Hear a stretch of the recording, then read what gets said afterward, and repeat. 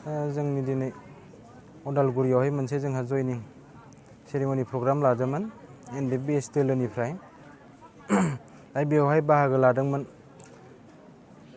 सिगांनि बारग' एक्स NDPS नि बि दोमैलु आं लोगोसे आंजों दङ सिगांनिनो बारग' एक्स NDPS निनो दैदेनगिरि बिथाङाबो एडुकेसन बिबाननि बि सुजुगिरि आरो आंजों लोगोसे दं बेवहाय बारग' सिगांनि एक्स CO बि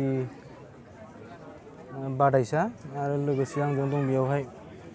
सिगांनिनो बारग' अफिसार बिथाङाबो एक्स NDPS निनो बि बुरलुं बिथां आरो आंजों लोगोसे दं बेवहाय सिगांनिनो बारग' प्लाटुन कामान्डार मामोन टाइटेल डि आरोबाव आरो आंजों लोगोसे दं बेवहाय सिगांनिनो बारग' प्लाटुन कामान्डार डि रुजुलां आंजों लोगोसे दं बेवहाय बायदि बायदि बिबानाव थानाय सिगांनिनो बारग' NDPS नि मावथि आनजाद बिथांमोन दा जोंनि UPPL आव जयेन जानायनि थांखियानो जादों थांनाय 27 जानुवारियाव जा BTR एकर्ड जानानै सुक्ति जानानै थांबाय बे सुक्तिखौ इमप्लिमेन्ट खालामनायाव जाहाथे मोजाङै मावफुंलांनो हानाय फोथायनाय जोंहा UPPL सरकारनि सायाव दं जिहेतु बेक्तिगत जोंहा बुंनानै मोन्थायानो जाहैदों थांनाय फेब्रुवारियावहाय NDP हिसाबै मोनसे डिजल्भ खालामनाय जादों गभर्नमेन्टनिफ्राय अफिसियेलि दा बेनि उनावहाय जोङो साफा साफा बेक्तिगत भाबै बा नागरिक भाबै जोङो संसार जाबाय बा संसार जालांगोन बे हिसाबै जोङो जाखिनि UPPL नि सरकार दा जानो गोनां बिसायख'थि बिथांमोननि आदर्श नेमखान्थिखौ जों मोजां मोननानैहाय बा बिथांमोना BTR इमप्लिमेन्टखौ मोजाङै मावफुंलांगोन बा जोंनि BTR नि हालामनि गासै जेंनाफोरखौ मोजां मावफुंलांनो हागोन होनना जोंहा फोथायनाय दं बेनिखायनो जोङो दिनै बे UPPL सरकारावहाय बा UPPL पार्टियावहाय जोङो जगदान खालामनाय जाबाय दा जों गासैहाय 420 420 जन जोङो जयेन जानाय जादों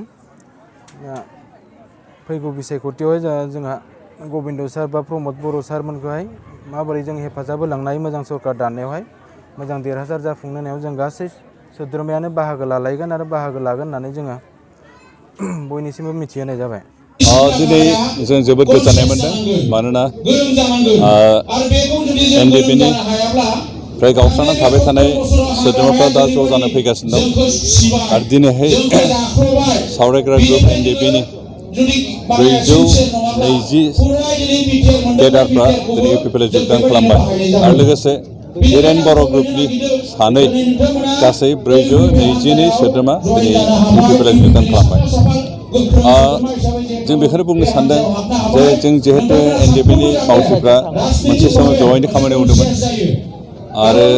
गेजेरावनो गोबां फैसानि थाखाय गावस्रा-गावस्रि जादोंमोन आरो गावस्रानायाव जे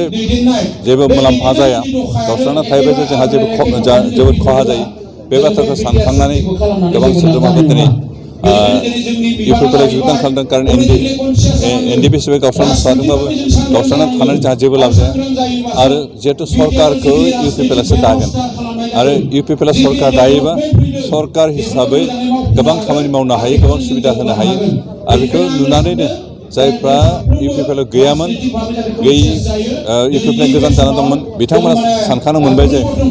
UPPL निफ्राय गोजानाव थायोबा UPPL सरकार दायोबा बिथांमोना सरकारनि सुबिदाफोरनिफ्राय बन्सित जानो हागौ आरो लोगोसे जों जिहेतु मोनसे समाव जयैनो खामानि मावखादों बेनिखायनो ज' जानाय खामानि मावनायनि गोनांथि दं आरो बे गासै बाथ्राखौ साननानै दिनै सावरायग्रा ग्रुपनिफ्राय आरो हिरेन बर' ग्रुपनिफ्राय बिथांमोना दिनै UPPL आव जगदान खालामबाय आरो जों दिनै बेखौ बिथांमोनखौ बरायदों आरो लोगोसे बिथांमोनखौ खावलायदों जे जों जयैनो थानांगोन जयैनो खामानि मावनांगोन आरो जों जिहेतु सरकार दानो थांगासिनो दं आरो सरकार दायोबा अन्तत एग्रिमेन्टनि गेजेरजों भारत सरकारनिफ्राय जिखिनि सुबिदा होनायनि बाथ्रा दं बेनि अनगायैबो दिनै जों UPPL हिसाबै सरकार दायोबा BTR सरकारनिफ्राय जों बिथांमोननो जेसेबां हायो मदद होनाय बाथ्राखौ जों इतिमध्य डिसिसन लादों आरो बेखायनो रावबो NDP नि प्राक्तन वार्कारफोराबो जाहाथे सरकारनि सुबिदाखौ बन्सित जाया बेनिखायनो जों बिथांमोनखौ गासैबो UPPL आव फैनायखौ लुगैयो जों बेनिखायनो दिनै बे हाबाफारिनि गेजेरजों बेखौबो खावलायदों जाय NDP नि सोद्रोमाफ्रा UPPL निफ्राय बाहेरायाव दं हिरेन ग्रुपनि नामाव बा सावरायग्रा ग्रुपनि नामाव बा